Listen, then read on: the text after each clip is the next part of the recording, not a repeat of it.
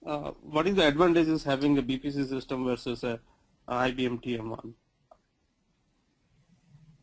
TM1? It depends. Do you drive a car? Yes. Which car, which brand, which model, which year? I drive a BMW 2010. You drive BMW. So if somebody asks you why you are not driving Mercedes-Benz, you have your own reasons, because you like BMW, their features, and you test drive it, your mileage, your investment, the time when you are buying, so a lot of things. Likewise, not necessarily you need to go TM1. TM1 is more small tool. If you are not SAP shop, if a company is not SAP shop, you don't have ECC systems, you don't have BW systems, you don't have HANA, you don't have business objects, you don't have any other kind of SAP products in your shop, you are just a standalone company, you can go buy your TM1 and run it. But if you are a SAP shop, you have tons of SAP modules running on your landscape, and you are trying to get TM1 fit into this environment, is a big mess. You are trying to break your head and you are trying to kill yourself. So likewise, Hyperion is pretty hardware specific. You need Sun HP servers for that. It won't run on regular servers, which are pretty expensive. So to run this software, the mandatory prerequisite is you have to buy certain kind of servers, where that is another investment for companies. And unless there is a demand or need, they don't really put much on the hardware. They want to go with existing hardware and just enhancing or upgrading the existing hardware, but not buying totally new hardware for the sake of one small project. And also same thing, when you are not a SAP shop, then you don't go with Hyperion. So there are different kind of things that can be done, and this particular BPC has more Excel based interaction. So pure Excel based interaction, and now they have web interaction, web reports and web inputs and web commentary. Most of the things like BPFs and other stuff can be done in web, and it has compatibility with BW. Its BPC is nothing but BW. Most of the natural BW functionality can be used here, and unlike Hyperion, unlike TM1, these things are driving users more fancy when they attend any kind of demonstrations. So that is one big thing. And finally, eventually, these are small players. TM1, when they look into market spread, 100 companies who are doing consolidations, example in US, so 70% companies are going with BPC, and 20% TM1 and Hyperion. So, and 10% are custom developed kind of consolidation. So it's more peer pressure. Other companies look each other and say, we can have that. So that is also another factor influences them. That means when you say if you're they can go with different. No, when you say that if you're having a BPC, you must have to have a HANA, ECC, or something like EASE, whatever subsystem. Or all you need for BPC is a BW system. So that's the only mandatory. You don't need to have them, but what I'm saying is most of companies are having HANA. So now they're taking, BPC is two versions. One is a regular BPC, the other one is HANA powered BPC. So people are trying to take advantage of HANA powered BPC. So I work on HANA powered BPC project right now. So I'm not working from past year and a half, I'm not on regular BPC. I moved on to HANA. So because we have 13 million records that need to be processed in BPC for planning.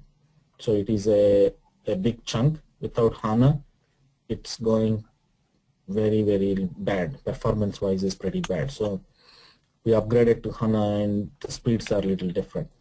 So my point is, company starts with something. They say, I'm BW, I only do BW. Then immediately they say, we need BPC. Then they say, I need HANA. It becomes a big SAP shop. Then you never get rid of this SAP and you can go to TM1 that easily. So, or Hyperion easily. At the same time, converting TM1 guy into BPC or Hyperion guy into BPC, also it's a big capital investment and a lot of big drive. Steering committees and other people, the CIO, Chief Information Officer, has to have vision and approvals and all those stuff. So why they pick BPC? We don't play much part. I mean, we are not doing pre-sales or sales activities, product sales. Yeah, Mostly we are on the application or development side. So we will be hired to help them either functionally or technically. So we will be playing a functional BPC consultant role or technical consultant role, but we don't sell product to client. Why? No, I understand that. I understand, but if someone asks you because you're an architect level guy or you're doing a BPC architecture, they will ask you, why do I prefer a BPC product rather than any other product? Yeah, in that case, my recommendation is, SAP BPC shop. You have compatibility with other data extractions, loads, and then any kind of transformations, conversions, all those kind of activities. It's pretty easy because they are native. SAP BW, BPC, and other SAP stuff will come some native functionality and ease of Excel. BPC has Excel functionality, ease of web. There is a lot of web, so I can show you a little bit of that stuff. So this is the web here, and you have web library where you can build your own workspaces and reports, input forms, dashboards, everything here. So this is the very happening thing in BPC right now, the website. So this particular web is instrumental and signature of BPC. Now other products have this good website, and also you have your SAP functionality.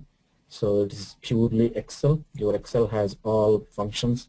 You have all sort of input templates and everything, and you have a data manager. This particular data manager is where either you pull data into BPC or push data back from BPC into other SAP or non-SAP sources. Either you want to extract or retract data, this data manager is helpful. You have all transformation files that helps you in an easy way. So anything you want to do, certain kind of transformations, when external data is coming internally into BPC, you just do the mapping. So if you have conversions, you can also add those conversions on top of this. So there are multiples of advantages on this BPC. I will go pitch in on those areas mostly. So the whole idea is generating these financial statements out from consolidation, and every parent has its own financial statements. Every subsidiary has its own financial statements in general lines. But as a BPC consultant, when we are helping a consolidation project, the goal is for parent and subsidiary, we have to generate a consolidated balance sheet statement or financial statements together.